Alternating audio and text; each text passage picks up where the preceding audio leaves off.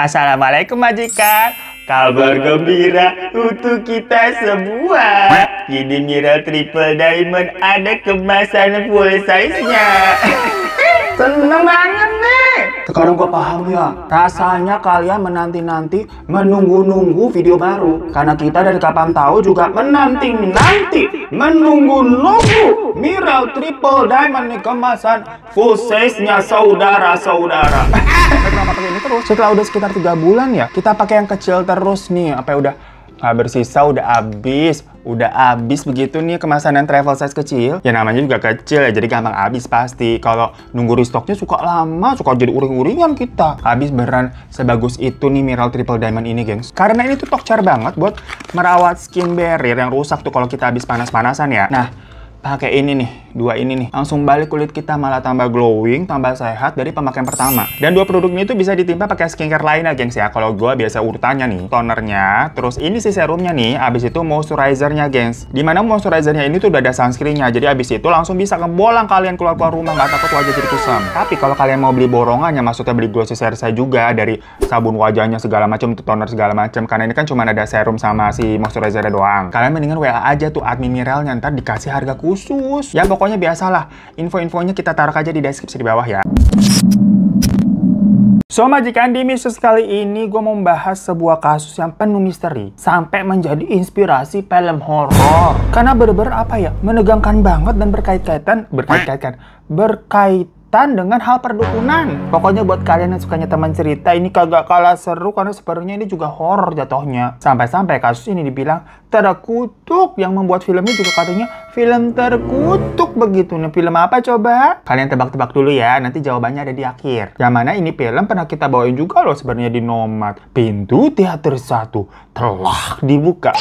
Pada kangen nggak? Jujur waktu itu filmnya mah heboh, tapi kita kagak kepikiran karena ternyata ada kasus benernya lebih gila daripada filmnya. Jadi kejadiannya itu di Taiwan, gengs. Tepatnya di distrik Gushan, di mana pada hari Senin tanggal 11 April 2005. Sebutlah di sini ada seorang bernama Paha yang lagi santai-santai tuh nonton TV di dalam apartemennya. Nah, pas lagi asik nonton nih, tiba-tiba ada yang ngetok pintu apartemennya tuh di depan tuh ngomong kayak, "Tolong panggilkan ambulan." Nah, waktu diintip tuh, kan pintunya biasa pakai grendel kunci gitu loh. Ternyata itu adalah tetangganya bernama Pak Wu, yang tinggalnya di lantai yang berbeda. Kalau Pak Ha tadi di lantai 5, Pak Wu ini di lantai 3. Cuma ya mereka kenal, namun nggak deket ya konteksnya. Tapi karena tahu itu adalah si Pak Wu, jadi sama Pak Ha mau dibukain dong. Tapi kan si Pak Ha ini harus buka grendel pintunya dari dalam kan, sambil nanya kayak, "Iya, kenapa ambulan buat siapa?" Nah, tapi pas pintunya udah kebuka, terlihat si Pak Wu itu malah berlari gitu, gengs. Lah si Pak Ha mikirnya, oh mungkin si Pak Wu ini lagi buru-buru kali ya, karena semacam kondisi darurat gitu. Karena si Pak Wu itu tuh masuk ke dalam lift ya, mungkin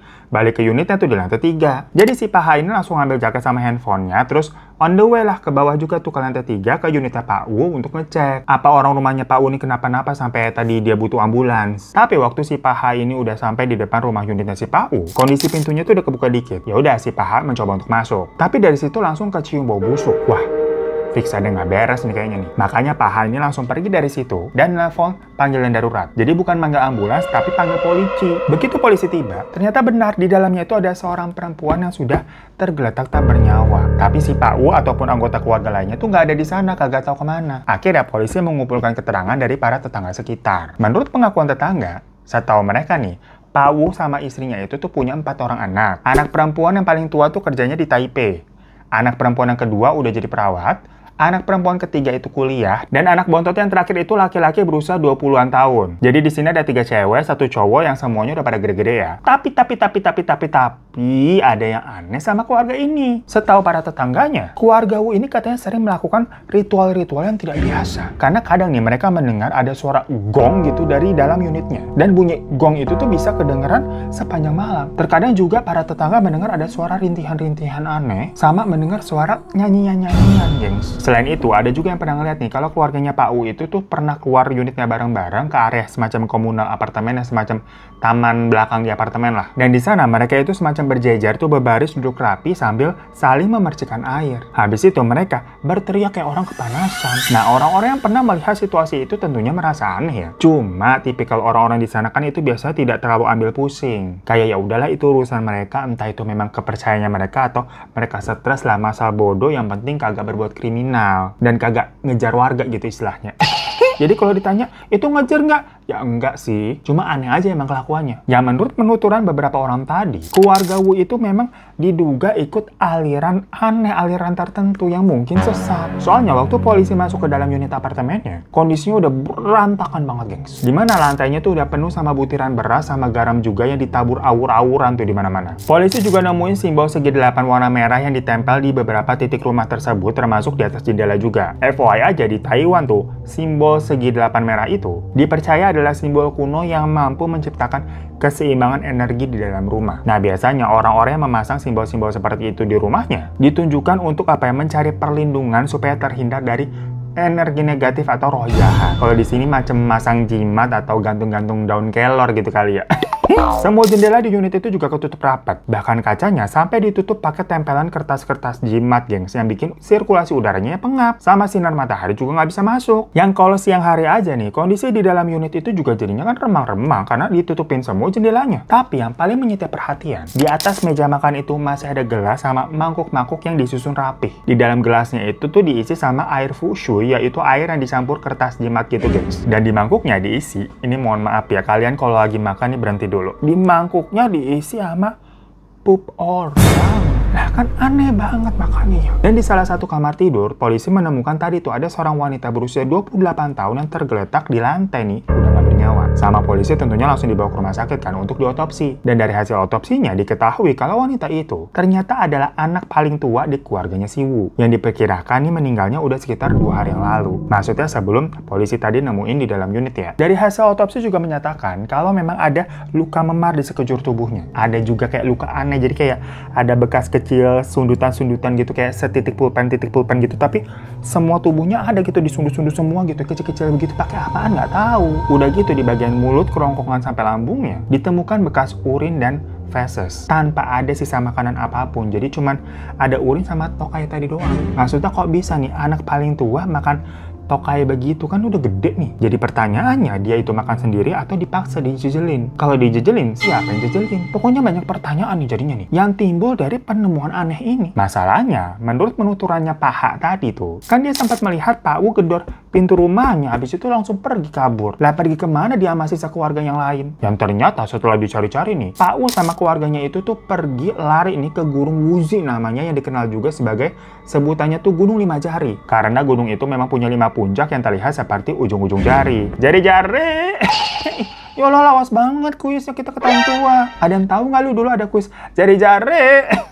Nah, di Taiwan sendiri, gunung itu memang dikenal nih punya energi supranatural yang kuat banget, gengs. Yang beberapa bulan sebelum penemuan si anak pertama di unitnya, ternyata dia juga udah sempat pergi ke gunung tersebut untuk melakukan meditasi. Sekarang kita flashback dulu nih ke bulan Februari 2005, atau 2 bulan sebelum penemuan anak sulung keluarga Wu tadi di unit yang udah tidak bernyawa. Kita sebut saja putri sulungnya itu tuh bernama Cici. Lalu anak kedua itu Mei Mei, anak ketiga Ying, sama anak keempat yang cowok itu Chow namanya ya. Karena memang kebetulan identitas mereka semua tuh disamarkan, gengs, kalau di berita-berita. Nah, ceritanya nih, sebenarnya Cici itu udah nggak tinggal di unit apartemen keluarganya Wu tadi. Karena dia kan udah kerja di Taipei, ibu kota Taiwan. Sedangkan apartemennya itu kan tadi di kota Gushan. Macam kayak pinggiran desa gitu loh, jauh sekitar 4 jam. Tapi ceritanya nih, tiba-tiba ibu Wu tuh nelpon si Cici. Minta si Cici buat cepat pulang ke rumah gitu. Si ibunya nih soalnya bilang, "Nak, Ibu tahu nih apa yang akan terjadi sama kamu. Pulang ya, Nak ya. Ibu khawatir." Dibilang begitu kan sama emaknya. Ya bingung pasti si Cici. Ini kenapa emangnya? Kepikiran dia. Makanya Cici sampai ngajuin cuti tuh di tempat kerjanya untuk pulang rencananya minggu depan. Tapi belum juga hari H tuh dia mau pulang di minggu depan. Tiba-tiba ibunya udah nongol aja di tempat kerjanya si Cici. Macam kayak dijemput udah biar cepet gitu loh. Yang padahal kan jaraknya tadi jauh sekitar 4 jam. Lah orang tua di sini sampai niat tuh datang jauh-jauh nggak ngasih kabar lebih dulu. Kan berarti emang ada apa-apa urgent. Makanya si Cici ngerasa, wah ini kayaknya bener nih, ada yang nggak beres nih. Ya udahlah, gua balik ke rumah sekarang ikut ibu gua. Tapi ternyata pas dia sampai di rumah, dilihat semuanya normal aja. Bapaknya lagi masak makan malam, adik-adiknya lagi kumpul-kumpul ngobrol gitu kan, bahas kesibukan mereka. Nggak ada apa-apaan. Jadilah Cici bertanya, kenapa dia dibilang harus pulang ke rumah sampai dijemput sama si ibu. Ternyata semuanya tuh bermula dari anak perempuan yang ketiga tuh yang namanya Ying. Dimana di bulan Februari itu, Ying mulai mengalami katanya sebuah mimpi yang berulang, gengs. Dimana dia didatangi yang namanya kita sampai merinding. Jujur aja nih disclaimer ya, pas lagi nge-research baca kasus ini tuh kita hawanya tuh nggak enak, nggak tahu kenapa ini bismillah aja nih kita ngebahas gini. Padahal ini tentang dewa-dewaan yang kita sebenarnya nggak paham, tapi kayak nggak enak gitu perasaan kita, guys. Tuh nggak berhenti tuh, kelihatan nggak sih? Sampai bundel-bundel ini nggak turun-turun. Apa makanya dibilang ini kasus terkutuk ya? Ya Allah, makanya bismillahirrahmanirrahim. Lanjut ya. Si anak yang ketiga tadi, Ying, itu katanya mengalami mimpi yang berulang di mana dia didatangi dewa yang namanya Dewa Pangeran Ketiga. Tapi di dalam mimpinya itu situasinya menyeramkan, gengs, kayak penuh darah segala macam. Nah, tapi guys, disclaimer lagi nih sebelumnya kita mohon maaf, kita sebenarnya juga kurang paham mengenai dewa-dewaan begini. Yang pas kita cari tahu kalau dari mitologi kepercayaannya, sebenarnya dewa-dewa yang ada di kasus ini tuh bukan dewa jahat loh. Kita intermezzo sebentar makanya yang ngebahas dewa-dewa ini biar kalian ada gambaran tuh, nggak ngangengong banget. Karena sampai akhir ya kasus ini berkaitan dengan dewa-dewa gitu, gengs. Jadi menurut mitologinya, Dewa Pangeran Ketiga ini tuh adalah dewa yang waktu masih janin alias di kandungan ibunya itu lama banget kagak brojol-brojol. Tepatnya selama 3 tahun 6 bulan lah, kan lama bener. Jadinya dia mulai ngerasa bosan tuh di dalam perut ibunya. Sampai akhirnya dia marah dan mukul-mukulin perut ibunya. Dan hal itu membuat sang ibu tuh kontraksi, akhirnya melahirkan si Pangeran Ketiga ini. Tapi ketika melahirkan, yang keluar itu katanya bukan bentuk bayi, melainkan kayak mirip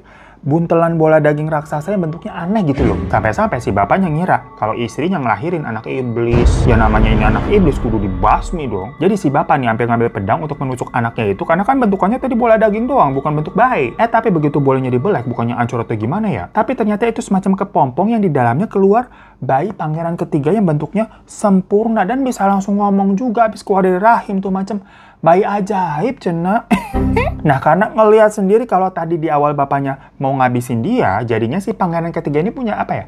Rasa sakit hati tersendiri gitu loh, kayak gimana sih bapak gua gitu mau ngebunuh gua mentang-mentang bentukan awalnya tuh jelek, sampai gede jadinya cekcok mulu sama bapaknya no. Tapi walaupun sering berantem, at the end sebenarnya Pangeran Ketiga ini selalu mengutamakan keluarga kok. Dia jadi anak yang berbakti dan menjaga nama baik keluarga. Nah, karena dia ini image-nya selalu mengutamakan keluarga, akhirnya Pangeran Ketiga itu memang dikenal atau dipuja sebagai dewa pelindung keluarga dan anak-anak. Begitu ceritanya. Yang mana patungnya itu biasa ada di rumah-rumah untuk melindungi keluarga ceritanya yang ada di rumah, termasuk di apartemen keluarganya Wo ini ada juga itu patung Dewa Ketiga memang. Nah, berarti benar kan itu dewa baik bukan dewa jahat. Tapi kenapa si Ying ini tuh dimimpiin terus didatangi sama Pangeran Ketiga namun kondisinya kayak menentukan berdarah-darah. Makanya mimpinya itu membuat dirinya tidak nyaman, gak bisa tidur nyenyak, membuat hati dan pikirannya nggak tenang pokoknya nih kayak kita nih. Nggak berhenti loh nih. Merinding terus deh tadi. Ya akhirnya dia ceritain lah ke orang tuanya. Di situ orang tuanya menyarankan anaknya si Ying ini untuk berdoa ke kuil untuk bisa lebih tenang. Dan Ying sebagai anak yang mencoba melakukan nasihat orang tuanya itu. Dan bener aja abis itu dia sempat tuh nggak mimpi tentang Dewa Pangeran Ketiga lagi. Namun sayangnya keadaan itu nggak berlangsung lama. Karena ternyata dia kembali tuh didatangi sama Dewa Pangeran Ketiga lagi. Dimana kali ini sang dewa tuh bilang kalau kakak kamu yang paling tertua hidupnya dalam bahaya besar, katanya begitu. Yang mana mimpi itu kan diceritain lagi ke orang tuanya. Makanya habis itu si Cici ini sebagai kakek yang paling tua disuruh pulang. Nah, setelah dibilangin begitu, si Cici kan jadi ikutan kepikiran kan. Lah apa iya gua beneran dalam bahaya? Overthinking pasti itu langsung tuh. Sampai tengah malam tiba-tiba si Cici kebangun kaget gitu, ngos-ngosan, ketakutan banget. Karena dia juga mimpi didatengin Pangeran Ketiga. Sama, gengs. Dimana dia melihat banyak darah di mana-mana gitu. Ya lagi-lagi semuanya diceritain ke orang tuanya. Malam itu semua langsunglah berdoa tuh sekeluarga. Dan semenjak malam itu,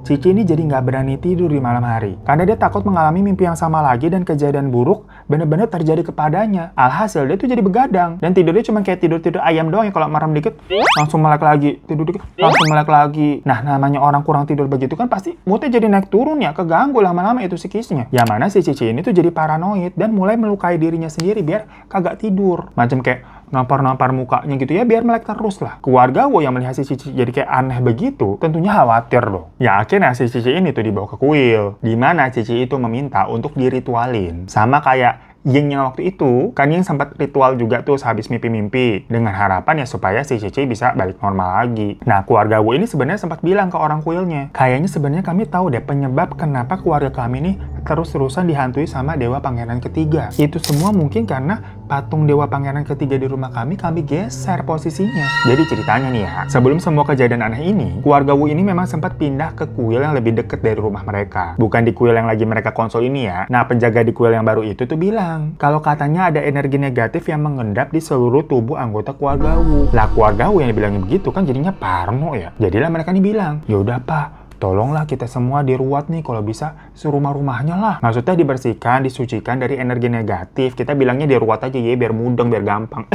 Nah, pas rumahnya diruat itulah patung dewa pangeran ketiga digeser. Cuman posisinya dipindahin aja, masih ada di rumah itu, gengs. Tapi digeser aja lah posisinya. Tapi semenjak pergeseran patung itu, keluarga Wu ini yakin roh atau entitas jahat tuh jadinya masuk ke dalam rumah mereka. Soalnya kan sebelum-sebelumnya baik-baik aja tuh semuanya, yang mungkin memang patung dewa pangeran ketiga itu melindungi rumah mereka. Tapi pas digeser, ngambek lah atau marah mungkin, jadi nggak dilindungi lagi. Makanya hal-hal buruk tuh bisa masuk. Paham ya majikan ya? Dan setelah dilakukan ritual nih, kondisinya Cici bener mulai membaik. Dia udah nggak mukul-mukulin dirinya sendiri lagi dan bisa tidur nyenyak tanpa mimpi. Nah, karena kondisinya udah baik kan, Cici udah bisa mulai lagi tuh ngobrol dengan beberapa teman dan koleganya. Jadi selama tadi dia cuti dan paranoid itu kan ada macam puluhan telepon, SMS, email, kerjaan, semuanya terabaikan. Nah, abis sudah sadar lagi langsung dibalas-balasi, diteleponin tuh satu-satu semua yang dia tinggalin kemarin buat cuti. Tapi anehnya, setelah terima panggilan singkat dari seseorang, Cici itu kayak kesirap, gengs. Dan tahu-tahu dia bilang kalau dia adalah manifestasi dari dewa pengasih. Kita merinding lagi.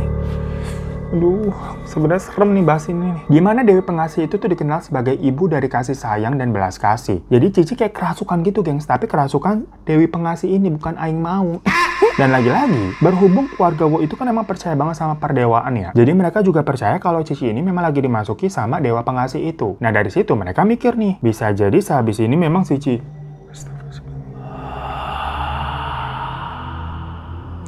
Tuh kan, pada ini kita nggak bawain temen cerita loh. Ada yang lewat. Nggak berani nih gue. Bentar ya, gengs ya. Kita telepon temen kita dulu. Ntar dulu deh, kita lanjutin lagi. Lanjut ya, gengs ya. Udah bismillah aja deh. Sampai mana tadi tuh? Pokoknya lagi-lagi karena semuanya ini tuh memang dari keluarga Wu percaya banget sama yang namanya perdewaan. Jadi mereka juga percaya kalau Cici ini lagi dimasuki dewi pengasih. Mereka terus mulai mikir nih, bisa jadi sehabis ini Cici itu menjadi mediator untuk dewi pengasih. Maksudnya tubuhnya Cici ini bisa semacam jadi dipinjam, dirasukin sama dewi gitulah. Yang kalau dewi itu misalkan mau ngasih petua atau petunjuk ke manusia, penyampainya bisa lewat Cici. Macam tong samcong di Kerasakti. Pokoknya keluarga Wu itu tuh beranggapan kalau Cici ini menjadi semacam orang yang terpilih sebagai perantara ke dewa atau ke dewi gitulah. Tapi FYI aja nih, correct me if I'm wrong begitu ya, koreksi aja kalau Babu nih salah. Di Taiwan sendiri katanya memang banyak orang-orang yang dipercaya punya kemampuan menjadi mediator seperti itu yang disebut-sebut orang terpilih. Jadi udah lumrah, gengs, kalau di sana hal-hal macam begini. Tapi untuk menjadi orang yang terpilih itu dibutuhkan fisik yang kuat sama tenaga yang besar juga. Karena selama proses menjadi media dewa-dewi masuk ke tubuhnya atau disebut mediumisasi, para mediator itu tuh bakal ngeluarin banyak energi yang akan terkuras. Yang nggak jauh beda kayak orang kesurupan di sini kan, kayak rata-rata ceritanya abis itu pada lemes kan. Pokoknya ketika seseorang memutuskan untuk menjadi mediator, berarti ini mereka harus siap dengan konsekuensi seumur hidup yang akan mereka jalani. Soalnya ketika mereka ngelakuin mediumisasi itu, sebenarnya para mediator ini tuh beresiko kehilangan jiwa ataupun nyawa mereka karena energi besar yang kekuras tadi. Makanya biasanya nih sebelum melakukan mediumisasi, para mediator ini tuh akan nulis kalimat-kalimat perlindungan di selembar kertas kayak dijimat gitu. Tapi tintanya itu dari darah mereka sendiri. Dan cara ngambil darahnya, mereka akan mengiris lidah mereka sampai luka, habis itu darahnya digunakan buat nulis di kertas jimat. Hal itu tuh ditujukan untuk membuat dirinya tuh bisa tetap mengontrol tubuhnya sendiri, dan rohnya dia juga tetap di dalam tubuhnya sendiri, nggak kelempar keluar. Selain itu, beberapa mediator itu juga biasanya melakukan hal-hal ekstrim, kayak nusukin jimatnya tuh ke punggung mereka supaya jimatnya kagak lepas. Soalnya kalau ditempel doang gitu kan, misalkan lagi kesurupan jempalitan segala macam, lepas. Jadi sampai ditusuk kayak ya, dipaku gitu loh. Tapi katanya mereka ini setelahnya tidak akan merasakan sakit apapun karena mereka ini kan ceritanya akan dirasuki sama dewa. Nah, di situ rasa sakitnya itu akan gone, terhapus oleh kekuatan dewa tersebut. Ya paling ada bekasnya, ada lecet dikit, kagak ngaruh performa kan.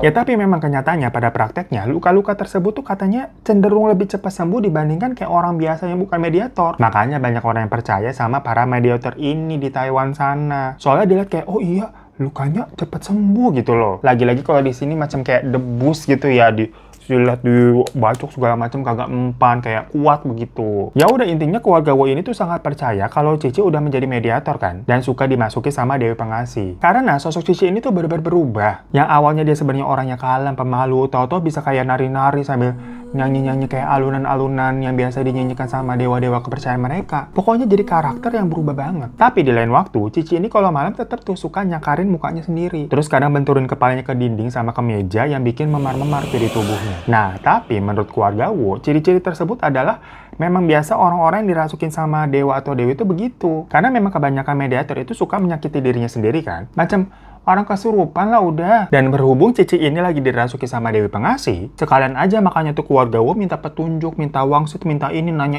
itu gitu, dimanfaatin. Yang kemudian mereka ini dibilangin katanya harus ke Gunung Lima Jari. Jadi itu kayak semacam petua atau wangsit dari si Dewi Pengasih. Pokoknya Dewi Pengasih itu bilang kalau kalian mau ngusir roh-roh jahat di dalam rumah, anak-anak perempuan dari keluarga kalian itu harus semedi di Gunung Lima Jari selama sebulan penuh. Ya udah, singkat cerita, wangsit itu pun dijalankan sama keluarga Wo. Anak-anak cewek mereka tuh termasuk Cici ya, pergi semedi tuh ke Gunung Lima Jari. Sementara bapak, ibu, sama anak cowok tuh yang paling kecil si Cao tetap tinggal di rumah aja. Nah, sembari nunggu 3 anak cewek tadi pada pulang dari gunung, kan sebulan lama ya. Bapak ibu Wo ini mutusin untuk manggil praktisi spiritual lagi untuk membersihkan rumah mereka. Supaya ketika nanti anak-anaknya pulang, energi di rumah ini udah jadi lebih bagus lah. Jadi diruat untuk kesekian kalinya ya gengs ya. Nah, tapi pas praktisi spiritualnya itu datang, dibilang katanya kalau di depan pintu rumah mereka tuh ada sosok rubah betina. Yang walaupun roh rubah betina itu bukanlah entitas yang kuat, tapi keberadaannya itu menandakan kalau ada yang nggak beres sama energi di dalam rumah tersebut. Apalagi roh rubah itu tuh posisinya tepat di depan pintu. Yang menurut kepercayaan orang sana, pintu rumah itu tuh punya banyak makna. Karena pintu rumah dianggap sebagai pembatas antara kehidupan di luar sama kehidupan di dalam. Ya iya sih kan, luar sama dalam ya.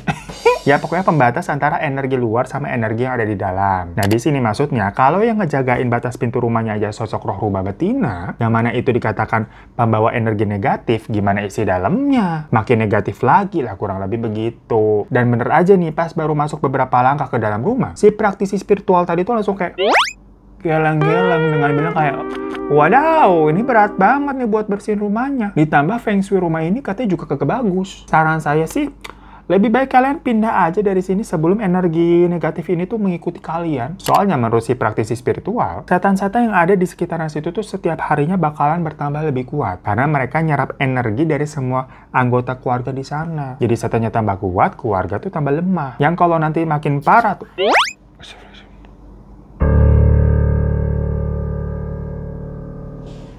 Ada yang bisikin di sini tadi. Enggak, kita jadi gila juga nih. Harus kuat, bismillahirrohmanirrohim. Takutnya sama Allah subhanahu wa ta'ala. Ya Allah, lindungi hambamu ini ya Allah. Udahlah, pengen cepet-cepet aja nih. Bismillah, nggak boleh takut. Bismillah. Yang katanya kalau nanti ada anggota yang kondisinya lemah, udah pasti anggota itu dengan mudah dirasuki roh jahat. Makanya kita jangan lemah. Semangat, semangat, semangat, semangat. Semangat, semangat, semangat. Gitu, jangan semangat, semangat. Nggak boleh lemah. Nggak boleh lemas. Sedia. Pagi. Pagi, sehat, semangat. Pokoknya semangat. Senang untuk hari. Tapi keluarga Wo itu bilang, kita nih kayaknya nggak mungkin pindah dari sini. Jadi berapapun bayarannya, apapun syaratnya, kita bakal usahain turutin semuanya deh. Yang penting tolong ya bersihin rumah ini. Akhirnya dengan beberapa negosiasi nih, si spiritual tadi tuh mau tuh ngeruat rumah keluarga Wo. Keluarga Wo itu juga sampai sempat tuh ngebeli beberapa stik dupa yang udah didoain sama si spiritual dengan harga yang mahal, gengs. Lebih mahal daripada kita ngeluar labubu. Dan tiap hari gunanya katanya harus dinyalain untuk mengusir roh jahat. Sampai beberapa kali spiritualis ini tuh udah datang dan ngakuin pembersihan. Akhirnya dia bilang tuh, kalau rumah keluarga Wo udah bersih, tinggal kalian rutin aja berdoa dan nyalain stik dupa tiap hari agar energi iblis sama roh jahat di sini tuh pergi gitu, nggak datang-datang lagi. Pas dikasih tahu begitu, ya seneng dong bapak ibu lega. Mereka pun ya udah rajin berdoa, bakar dupa tiap hari sambil nunggu kepulangan 3 anak perempuannya tadi tuh dari Gunung Lima Jari. Tapi lagi-lagi nih, entah dapat ilham dari mana ya, keluarga Wo itu mulai mikir, bakar dupa itu kan ditujukan untuk dewa, supaya bikin dewa tuh seneng sebagai bentuk penghormatan kan, biar diberkahi. Nah, biar dewa ini bisa seneng lebih lama dan biar berkahnya juga didapat bisa lebih banyak. Gimana kalau ventilasi udara di rumah ini ditutup semua? Jadi efek asap dari dupa tersebut tuh bisa lebih lama muter aja di rumah, nggak keluar gitu loh. Jadi bisa lebih maksimal. Dari situlah makanya keluarga Wo ini nih mulai nutupin semua ventilasi di rumah mereka. Nah makanya dari sini majikan nih ada pelajaran yang bisa kita petik. Jangan suka lu berasumsi sendiri. Kalau bingung, nanya ke orang yang ngerti atau ahli. Jangan cuma tebak-tebak mikir sendiri gitu kan, berasumsi terus googling yang kadang resultnya mah suka aneh kalau dari Google ya. Kayak kemarin kita kelingking ini kesemutan terus, kenapa ya kita cari di Google gitu kan. Kelingking kesemutan, resultnya tanda-tanda penyakit kronis. Lah kan serem banget. Ya udahlah, biar cepet ya, kita suka ngelantur nih. Makanya singkat cerita, 3 anak perempuannya tadi tuh pada pulang tuh. Dan bener aja selama beberapa hari kondisi rumah ini kondusif, aman. Tapi tahu-tahu kemudian ketiga anak perempuan ini tuh kerasukan secara bergantian terus-menerus sambil bilang kayak, kami mau pulang ke rumah, ini bukan rumah kami, ini bukan rumah kami. Dari situlah makin hari nih keluarga Wo makin kacau. Mereka semua bingung gimana caranya nemuin solusi untuk keluarga mereka. Secara semua usaha udah dilakuin, dari bakar dupa, ruat rumah, sampai nyamperin ke gunung tuh kan. Tapi kok ini malah makin menjadi-jadi keadaannya. Jadi tiap hari yang bisa mereka lakukan hanya berdoa aja bareng-bareng, memohon supaya para dewa nih melindungi mereka. Sampai tiba-tiba giliran Pak Wo tuh yang kerasukan dewa Kaisar Langit. Jadi itu dewa penguasa surga yang punya kedudukan tertinggi di atas dewa lainnya. Setelah itu giliran Ibu Wo tuh yang kerasukan. Dia kerasukan sosok Ibu Suri dari barat. Salah satu dewi paling kuno dan perkasa, istri dari Kaisar Giok yang punya kendali penuh atas kematian dan kehancuran dunia. Nah riweuh kan ya, mohon maaf ya, kebetulan kan tadi kita udah bilang kita kagak paham mengenai dewa-dewa begini. Buat majikan yang mungkin ngerti, ya bolehlah komen-komen di bawah. Jadi pokoknya akhirnya satu persatu keluarga ini semua kerasukan sama dewa. Kalau diurutin ya, Pak Wo tadi tuh dirasuki dewa Kaisar Langit, Bu Wo itu dewi kuno Ibu Suri, Cici dewi pengasih, Meme tuh ada peri ketujuh namanya atau anak bungsu dari Kaisar Langit. Anak ketiga si Ying, dewa pangeran ketiga. Nah tinggal sisa satu nih yang laki-laki tuh paling bontos si Chao. Dia katanya kerasukan biksu mabuk. FYI aja, biksu mabuk ini bukan dewa, tapi masuk ke dalam salah satu mitologi juga, yang mana itu adalah seorang biksu yang selalu mabuk tapi hatinya baik. Macam drunken master kali ya. Pancang nih mulutnya, udah Pan. Yang bener-bener aja bawainnya biar nggak diganggu gitu ya. Terus sekarang kita kayak pembawa berita aja dah. Sebenarnya secara garis besar, dewa dan dewi yang merasuki tubuh dari keluarga Wo itu tuh semuanya dikenal sebagai dewa-dewa yang baik, bukan dewa yang jahat. Tapi masalahnya, keluarga Wo ini tuh meyakini kalau ada salah satu dari anggota keluarganya tersebut yang hanya pura-pura dirasuki dewa yang baik. Padahal sebenarnya dia itu dirasuki oleh iblis yang menyamar sebagai dewa. Ibarat kata kalau di game Among Us itu tuh ada impostornya di sini. Jadi tujuan dewa-dewa baik yang pada datang itu tuh ngerasukin keluarganya Wo itu sebenarnya mau menghancurkan dan menemukan si dewa jahat yang menyamar ini. Tapi nggak tahu nih siapa nih yang jahatnya sebenarnya karena nyamar gitu loh. Makin seru ya ceritanya kok begini ya. Tapi ini kita sebenarnya mau komen tapi agak takut, cuman gimana maksudnya gini. Dewa tapi nggak tahu siapa yang jahat gitu loh. Mohon maaf ya. Sampai akhirnya tadi tuh kita balik lagi ke cerita awal kalau Cici ditemukan sudah tidak bernyawa di dalam unit apartemen mereka. Dan polisi langsung nyari kemana perginya keluarga Wo, terus ditemukan baru 3 hari setelahnya tuh ternyata mereka ada di satu kuil di Gunung 5 Jari. Masalahnya pas polisi nemuin mereka, kelima anggota dari keluarga Wo ini tuh nggak ada yang kooperatif. Ditanyanya apa, jawabnya apa. Udah gitu di tubuh mereka semua itu ditemukan luka memar. Dan bekas lukanya mirip-mirip sama luka yang ada di tubuhnya Cici. Contohnya aja nih, pas Pak Wo ditanya sama polisi, kayak, Pak, kami udah tahu apa yang menimpa putri sulung Bapak. Bisakah Bapak ceritakan apa yang sebenarnya terjadi? Dijawabnya kayak, aduh kalau saya bicara, setan itu akan kembali menyerang kami. Jadi lebih baik saya diam, daripada ada anggota keluarga saya yang jadi korban lagi. Jadi kayak tidak menjawab gitu. Nanya ke si Ibu Wo juga sama aja. Dijawabnya kayak, gini Pak, kami kan pergi dari rumah untuk menghindari bencana sebenarnya yang lebih besar. Putri sulung saya itu sebenarnya belum meninggal. Yang mati itu sebenarnya adalah iblis yang terjebak di tubuh putri saya. Dan sekarang jiwa putri saya ini sedang mencari jalan untuk kembali ke dunia ini, Pak. Yang pasti di situ kan polisinya kayak, hah? Apa lu kata? Tapi polisi nggak kehabisan akal. Mereka nih nyiapin tongkat kayu yang udah ada tulisan kalimat jiwa perlindungan gitu, terus dibawa ke ruang interogasi sambil bilang, tenang aja nih udah, kita pasang jimat perlindungan di sini, kalian boleh cerita, akan aman pasti. Setelah dibohongin ala-ala sama polisi begitu, keluarga Wo percaya dan akhirnya cerita. Jadi seluruh keluarga Wo ini memberikan keterangan yang sama, gengs. Kalau selama 2 bulan terakhir, mereka ini secara bergantian katanya dirasuki sama dewa-dewi hebat yang tadi kita udah jelasin. Dan mereka meyakini kalau dewa-dewi itu tuh merasuki mereka pasti kan ada tujuannya. Karena nggak mungkin dong kayak iseng aja turun ke dunia tanpa alasan yang jelas. Emang lu pada gabut. Pasti mereka ini punya misi khusus untuk menghancurkan iblis jahat yang lagi bersembunyi di antara anggota tubuh keluarga kami, kata keluarga Wo begitu. Dan iblis itu berpura-pura jadi dewa juga. Jadi dewa-dewa yang baik ini tuh sulit membedakan mana nih yang asli dan mana yang palsu gitu loh. Makanya tadi kan kita bingung, kok dewa sampai nggak tahu nih siapa yang menyamar. Kekuatannya kurang apa bagaimana? Nah, terus apa yang akhirnya keluarga Wo lakukan untuk bisa menentukan siapa impostornya? Pertama-tama mereka nebarin beras sama garam ke seluruh lantai, yang mana hal itu berfungsi untuk menetralisir energi negatif. Jadi ingat teman cerita yang kemarin apartemen Singapura ya? Di luar unitnya itu kan ditaburin garam tuh sama warga yang memang kepercayaannya tuh begitu kali. Habis itu keluarga Wo ini tuh melakukan ritual pengusiran roh jahat dengan cara mereka sendiri. Gimana caranya? Jadi setiap hari, salah seorang anggota keluarga itu bakal secara bergantian berlutut tuh di tengah-tengah. Habis itu orang yang berlutut itu tuh akan digampar bolak-balik sama seluruh anggota keluarga. Supaya katanya roh jahat yang ada di dalam tubuhnya tuh keluar kayak, keluar lu, begitu. Pokoknya baru gantian sampai bapak ibu Wo juga kena gampar sama anak-anaknya. Lah takut banget apa kagak durhaka itu gamparin emak bapak lu. Kadang mereka ini juga saling melukainya nggak pakai tangan kosong juga, gengs. Pakai benda-benda lain macam sapu, penggaris, bahkan saling nyundut pakai stik dupa tuh yang panas. Nah makanya titik-titik kecil yang tadi di awal sundut-sundutan banyak itu tuh apaan tuh? Ternyata dari stik dupa disundut itu. Tapi cara itu ternyata dianggap nggak berhasil. Makanya keluarga Wo itu mencari cara lain nih. Jadi menurut mereka, baik dewa ataupun iblis itu kan sebenarnya bentukannya sama-sama spirit roh gitu ya. Entitas yang berasal dari sebuah dimensi. Bedanya yang satu nih dewa baik, yang satu iblis mah jahat. Dan karena mereka dari alam yang sama, mereka punya basic karakter yang sama pula. Ya perumpamannya kayak manusia aja gitu loh. Sama-sama tinggal di dunia, di bumi. Tapi kan ada manusia baik yang lugu seperti aku. Ada juga manusia yang jahat, tukang ngomel-ngomel gitu kan. Kayak majikan semua. Bercanda ya. Jangan disundut kita. Tapi secara basic karakter antara manusia baik sama manusia jahat itu kan pasti ada kesamaannya. Ya sama-sama apa, misalkan butuh makan, butuh minum, butuh kasih sayang.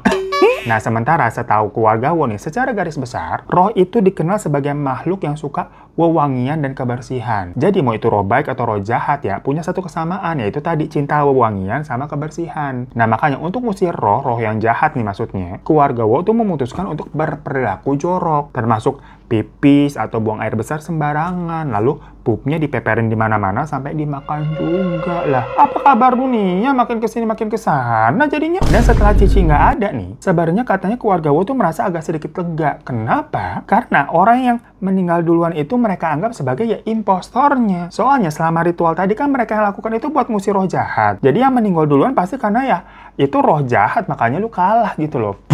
Dan dari hasil otopsinya Cici, memang sih nggak ditemuin satu luka memar pun yang dikatakan bisa menjadi penyebab seseorang itu meninggal. Karena ternyata Cici itu sebenarnya nggak ada karena kegagalan organ dalam. Akibat kelaparan dan infeksi bakteri perkara cuma minum urin sama makan pup doang. Kalau dari segi medis tuh begitu. Jadi bukan karena disiksa diapa-apain, tapi karena memang infeksi dari dalam. Dan selama proses pemeriksaan, tentunya keluarga Wo ini didampingi sama psikiater ya. Yang mana psikiater tuh bilang kalau secara individu, psikis dari anggota keluarga Wo ini sebenarnya masih dalam kategori sehat, alias tidak gila ataupun nggak halu kok. Tapi kemungkinan besar mereka ini tuh ngalamin yang namanya psikotik bersama. Itu adalah kondisi di mana awalnya seseorang nggak bisa bedain mana imajinasi, mana yang nyata. Kemudian hal itu diceritakan ke orang-orang di sekelilingnya. Yang ternyata orang-orang di sekelilingnya itu tuh ikut percaya sama cerita tersebut. Namun terlepas dari apa yang mereka yakini, kondisi mental mereka secara garis besar dikatakannya normal. Nah, setelah dilakukan proses penyelidikan lebih lanjut, seluruh anggota dari keluarga Wo itu akhirnya cuma kena pasal penelantaran keluarga yang telah tiada aja. Bukan didakwa atas kasus pembunuhan. Tapi ya tetap dipenjara, namun ternyata didakwaannya ringan. Pertimbangan itu tuh dibuat berdasarkan keterangan dari para tetangga di apartemen itu yang memang pada tahu banget kalau keluarga Wo ini tuh percaya sama yang namanya tahayul dan ritual-ritual yang berhubungan sama kekuatan roh.